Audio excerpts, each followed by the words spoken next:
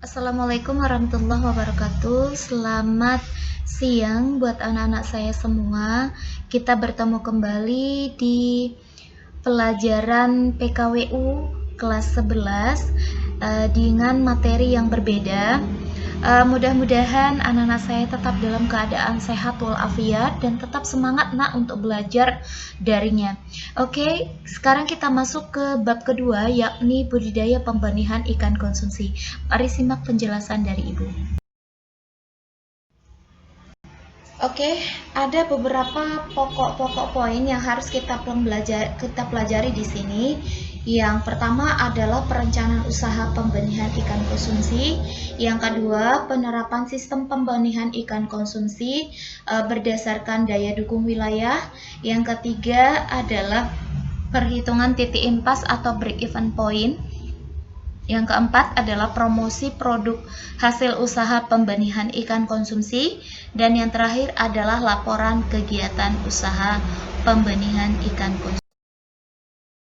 Oke, mari kita masuk di penjelasan yang pertama, yaitu perencanaan usaha pembenihan ikan konsumsi. Di sini juga ada poin-poin yang akan kita pelajari.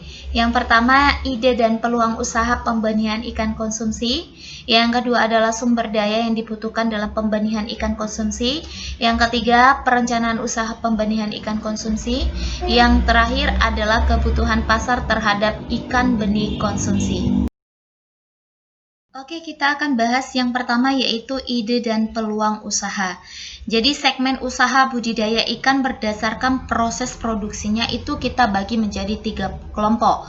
Yang pertama adalah usaha pembenihan, yang kedua adalah usaha pendederan, dan yang ketiga adalah usaha pembesaran ikan. Jadi usaha pembenihan merupakan suatu tahapan kegiatan perikanan yang outputnya adalah benih ikan. Usaha pembesaran merupakan kegiatan perikanan yang outputnya ikan berukuran konsumsi. Sedangkan usaha pendederan merupakan kegiatan perikanan yang outputnya adalah benih ikan tetapi ukurannya lebih besar dari output pembenihan. Jadi kalau dia usaha pembenihan, jadi outputnya itu adalah benih ikan. Jadi kalau dia usaha pendederan, itu biasanya outputnya adalah ikan yang berukuran konsumsi. Sedangkan untuk usaha pembesaran ikan, itu biasanya outputnya itu adalah pembenihan. Jadi kalau dia pendederan, outputnya adalah benih ikan, tetapi ikannya yang lebih besar dari output pembenihan, ya. Nah, jadi permintaan ikan konsumsi khususnya kita contohkan ikan lele yang semakin meningkat menjadi peluang usaha itu sangat terbuka bagi para pelaku usaha pembesaran. Dengan tingkat konsumsi yang tinggi yang terlihat melalui warung-warung makanan dengan menu ikan lele berdampak secara langsung terhadap kebutuhan benih ikan lele oleh para pengusaha. Jadi kondisi ini membuat para petani pembenihan ikan lele untuk semakin memanfaatkan usaha pemasaran produknya karena banyaknya konsumen yang datang langsung ke lokasi pembenihan. Jadi biasanya untuk satu siklus usaha pembenihan dengan jangka waktu antara 40 sampai 45 hari itu dapat menghasilkan benih ikan lele berkisar 30.000 sampai 50.000 ekor dengan berbagai macam ukuran. Tetapi berdasarkan ukuran, dalam satu siklus tersebut sebagian besar itu ditawarkan atau dijual antara berkisar 5 sampai 6 cm. Kemudian kita lihat di sini sumber daya yang dibutuhkan dalam pembenihan ikan konsumsi. Jadi untuk mengembangkan usaha pembenihan ikan konsumsi itu ada sumber daya yang kita butuhkan. Yang pertama adalah manusia. Jadi manusia ini merupakan faktor daya yang berasal dari manusia. Jadi dalam sebuah kegiatan usaha itu manusia adalah faktor yang paling penting dan utama karena sebagai pelaku utama yang melaksanakan proses untuk mencapai tujuan yang diinginkan. Yang kedua, kita lihat di sana ada money atau uang. Jadi uang itu merupakan faktor yang kita butuhkan untuk membiayai semua kebutuhan yang diperlukan selama proses produksi, seperti untuk pembelian bahan baku yang akan kita olah, kemudian perawatan mesin produksi, ataupun gaji para karyawan. Yang ketiga adalah material atau bahan. Jadi material di sini adalah segala bahan-bahan yang kita butuhkan dalam proses produksi sebuah usaha. Terdiri dari bahan mentah, bahan setengah jadi, dan bahan jadi. Yang keempat adalah peralatan, mesin. Itu berasal dari bahasa Inggris yang artinya mesin.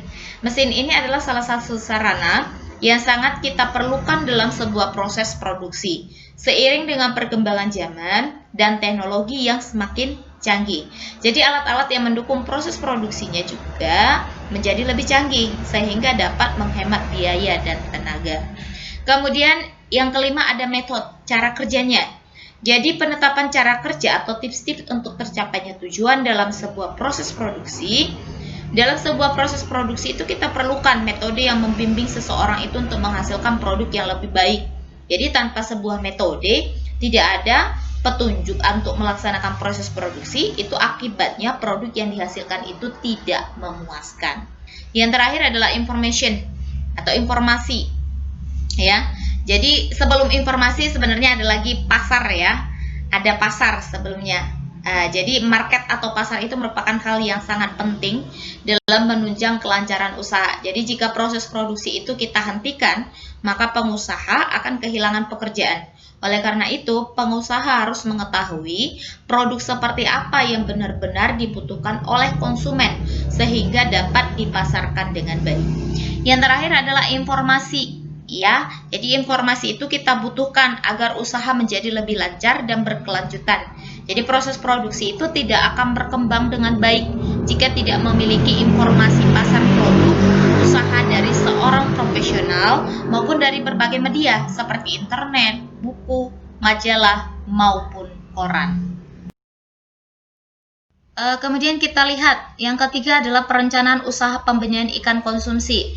Jadi di perencanaan usaha pada umumnya memuat pokok-pokok pikiran sebagai berikut. Ini dia A sampai Z. Yang pertama kita lihat di sana adalah nama perusahaan. Jadi pemilihan nama perusahaan itu harus dipikirkan baik-baik. Kenapa? Karena itu akan berdampak jangka panjang. Jadi pemberian nama harus berorientasi ke depan, tidak hanya pada faktor-faktor kekinian.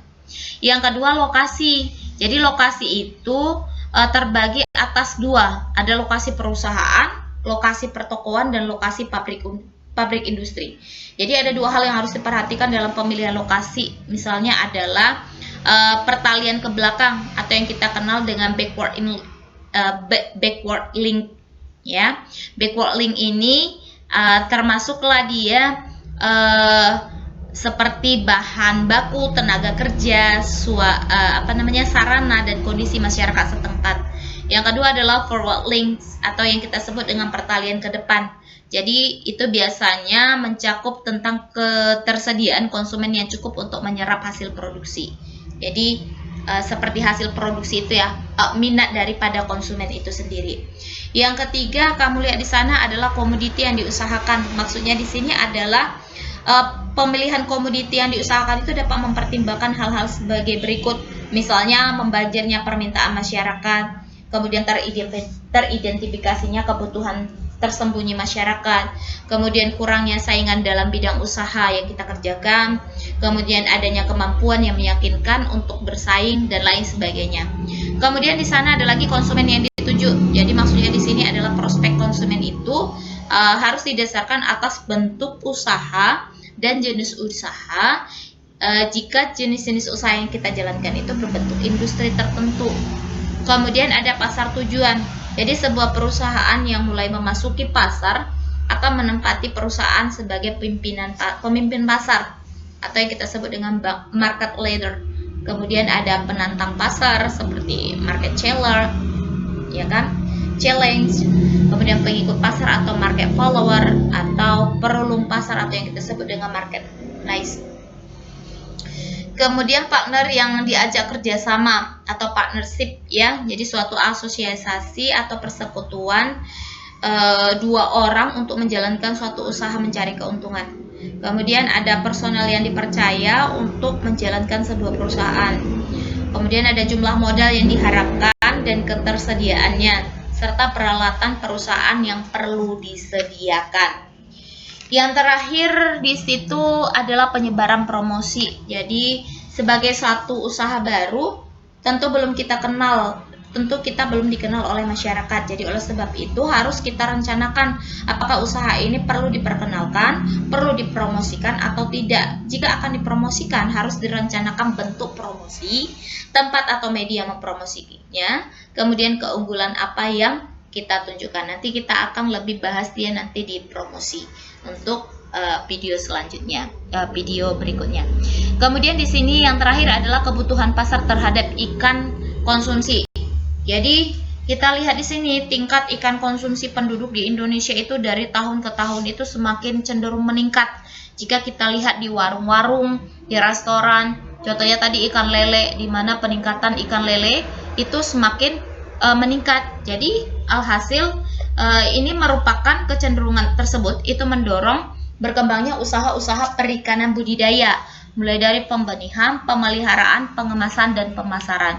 Jadi hal tersebut yang menunjukkan bahwa kebutuhan benih ikan terus meningkat, sehingga dipastikan usaha pembenihan itu akan terus berkembang dengan pesat. Jadi alasan lain menyertakan bahwa sebagian besar pembudidaya ikan menganggap budidaya pembenihan ikan itu lebih menguntungkan dibandingkan pembesarannya. Jadi salah satu usaha pembenihan ikan yang berkembang di Indonesia seperti saya sebutkan tadi adalah ikan lele. Oke, demikian pertemuan kita di poin yang pertama. Nanti tunggu berikutnya di video-video Ibu selanjutnya untuk membahas di poin yang kedua tetap pada materi yang sama. Oke, wassalamualaikum warahmatullahi wabarakatuh.